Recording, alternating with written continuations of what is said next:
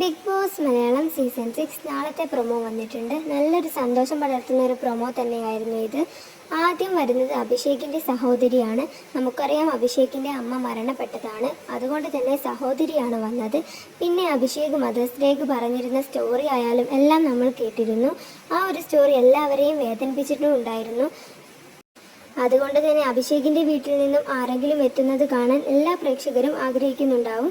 അങ്ങനെ രണ്ടാമതായിട്ട് നമ്മുടെ സിജോയുടെ അമ്മയാണ് വരുന്നത്.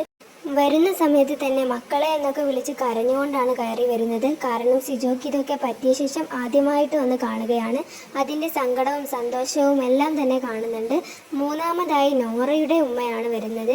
ബിഗ് ബോസ് ഹൗസിൽ ഏറ്റവും പെട്ടെന്ന് സങ്കടം വരുന്ന ആളാണ് നോറ. അതുകൊണ്ട് ഉമ്മയെ പെട്ടെന്ന് കണ്ടപ്പോൾ നോറയും കരയുന്നുണ്ട്.